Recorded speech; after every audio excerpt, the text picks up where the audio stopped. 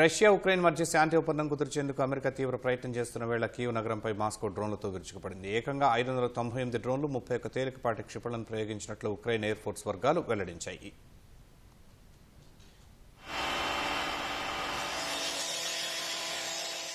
ఉక్రెయిన్పై Russia దాడులు ఆగడం లేదు.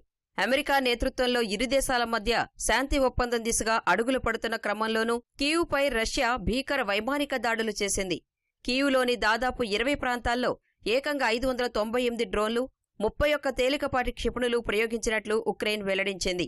ఈ వైమానిక దాడుల్లో చిన్నపిల్లలు సహా పలువురు ప్రాణాలు కోల్పోగా అనేక మందికి గాయాలైనట్లు పేర్కొంది. ఇటీవల రష్యా చేపట్టిన అతిపెద్ద దాడి ఇదేనని, మృతుల సంఖ్య పెరిగే అవకాశమున్నట్లు ఉక్రెయిన్ అధికార వర్గాలు తెలిపాయి. దాడుల్లో సుమారు 100 భవనాలు పూర్తిగా లేదా పాక్షికంగా దెబ్బతిన్నట్లు సమాచారం. రష్యా ప్రయోగించిన 563 డ్రోన్లు, 26 క్షిపణులను కూల్చేసినట్లు ఉక్రెయిన్ వైమానిక దళం తెలిపింది.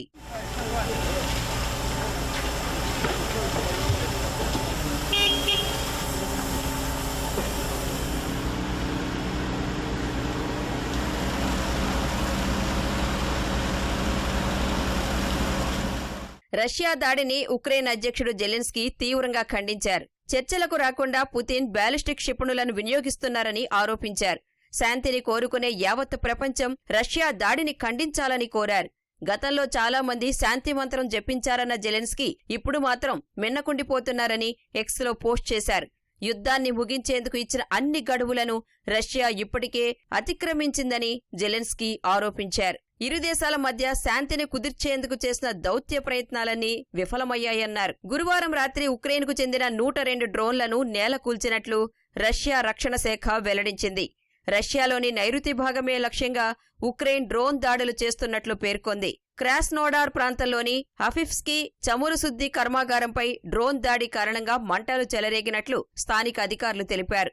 సమరా రీజియన్లోని మరో చమురు శుద్ధి కేంద్రంపైన ఉక్రెయిన్ డ్రోన్తో దాడి చేసినట్లు తెలుస్తోంది. రష్యా ఆర్థిక వ్యవస్థను దెబ్బతీసేందుకు చమురు శుద్ధి కేంద్రాలనే ఉక్రెయిన్ ప్రధానంగా ఎంచుకుంటోందని మాస్కో ఆరోపిస్తోంది.